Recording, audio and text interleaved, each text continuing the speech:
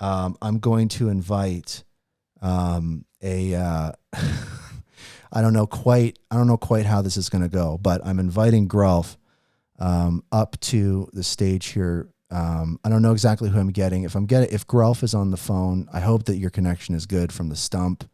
How's it going, Grelf? Luckily, you're getting Warlock Oh, today. thank God. Because every time I have Grelf on, his connection from the stump is like cutting in and out. So good stuff. How you doing, Warlock? I'm doing great. Yeah, sometimes he puts the microphone in his mouth. I know. Not trustworthy.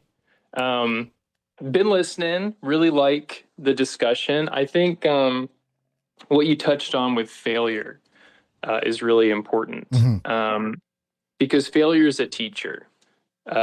It doesn't just teach you when you fail. It teaches others about you Mm. with how you deal with it. But it's also a narrative opportunity. And I think that was a big misstep. And I think maybe it's because of more corporate training or something. But to have, a failure, a misstep, and try to spin it as a success, maybe that I don't really think it works. And I don't think like modern PR training endorses this at all. No. Uh, but especially in a Web3 community, which is very different than any kind of normal consumer interaction. When you interact with a brand like Nike, you're not going to go into the Nike Discord and talk to the people behind Nike. That the fact that you can do that with Web3 stuff makes it a completely different landscape for communication between your customers. So the method of like, okay, nobody can comment, that's not allowed on our tweets, then we can just push out messaging and people will receive it. It doesn't work.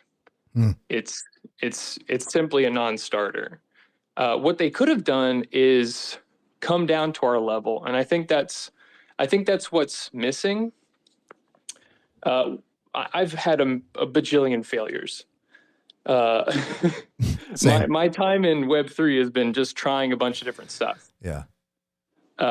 And when I fail, I did not try to spin it as a success. Like a lot of times I would just come out and be like, oh man, that didn't go really well. Or, it's something you can talk to people about and you can come down to their level. You're human too. Being genuine is definitely an asset in this space.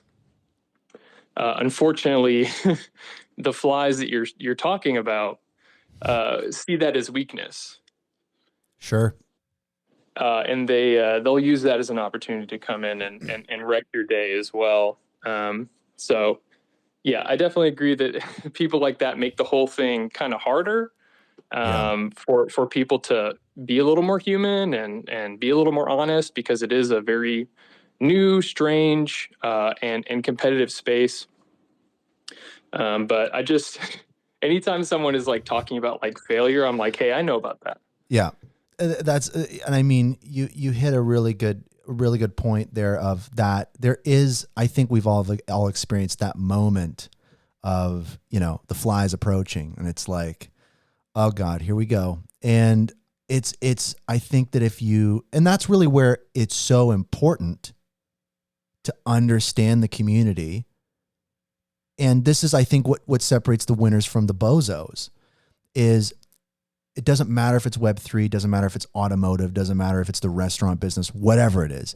If you come into it not knowing anybody or anything about it and you start participating, you're just going to get caught off guard by so many different things. And it's insane to me to also ask for investment from the community. Like, it's nuts. I think it's just absolutely nuts to come in with zero experience and be like, oh, by the way, also give us money. But the thing is like, there is that moment where you mess up as you described and you have that like, uh-oh, here they come. And it's this kind of thing. If you understand the dynamic and you have experience, you're going to be able to navigate that. And that's, I think, what we've seen separate, the winners from the bozos is like, you know, I'll call them out, you know, Dead Pixels, Hashpack, Hgraph Punks, many of my own initiatives, you know, Grelf, yourself. It's like, you know, projects just fail and drop the ball, and they're still here and they're thriving better than they ever have before. And it's because, as you described, it's like they were able to overcome those things, use them as a narrative opportunity, use them as an opportunity to build trust, to overcome challenges. Yeah, I think you hit it really well, but I think that you kind of hit on something I didn't, which was that magical moment of messing up and those flies coming and not understanding what to do or who they are when they get there. And they exist in every single ecosystem, every single, like I'm seeing crazy stuff happening in the AI space, people ripping off each other's websites, people rugging each other, people like this corporate sabotage. It's a knife fight out there too. So I think if it all comes down to understanding the space you're playing in, you know, and I think that's really what it's all about. So no, appreciate those insights. Appreciate those insights big time, man. I'm on the Grelf Twitter, and there's a great picture of Grelf napping. So I think that's great. Thanks.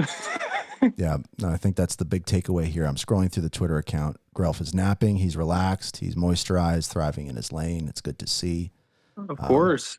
Yeah. I mean, Grelf started as a big failure. I mean, it was not an overnight success. The first 6 months of Grelf was just, you know, and people are still around from there. Like they remember, it was a complete failure. The only thing is you just have to keep going. It doesn't take much to just keep going. It doesn't take much to be present. People don't expect me to be cranking out 5 memes a day. They just want to see me around. Yeah. You know, they just want to see me like breathing in the same area they're breathing. Yeah. Like it doesn't take much, but if you fail and then you disappear, that says something about you. And if like things improve and then you suddenly pop up again, you know, people are right to look at you with criticism. You shouldn't get mad about that. You know? Absolutely. I think another, like, I want to give a different, and again, I look at the VR Jam stuff as a case study. I always think case studies can either be, you know, successes or failures. It's like, this is a case study of a failure. I think it's important for people to understand lessons learned, lots of value here anyways. But then the other side of it is, if we want to look at a similar example, of, you know, projects that kind of fail and overcome stuff, at a really, you know, high level and high visibility, is the HBAR Foundation. Talk about an organization and project that's come under tons of fire from the community, lots of pressure from, I imagine, all sorts of different angles, overcoming all sorts of different things. And, you know, you own some of those, you own some of those failures, you work towards it. And, you know, we hear that all the time, enterprise moves slow and this and that, but just starting to make moves in the right direction and not, and staying in the game and having that thick skin. It's like, you know, we have that at the highest levels, and we also have that at the, we say you mentioned this too, like come down to our level. It's like, I also think we have to start thinking about that in those terms of like retail somehow on a lower level. It's like, can we all get on the same level? We got people overcoming stuff. We got people failing. We got people learning. We got all this kind of stuff. I think that's really where the magic happens. And so, yeah, I mean, I could talk about this forever. Maybe we just turn this into a mastermind on failure in the Web3 space, but the show might actually turn into a failure within itself. This episode might end up being 3 or 4 hours long, so might not be the best idea. But before we move on, Warlock, any takeaways on your end from kind of this stuff, and maybe you know, just from your perspective too, like any advice for, you know, other projects getting started out, trying to avoid these you know, these kind of pitfalls? I can sum it all up in one sentence.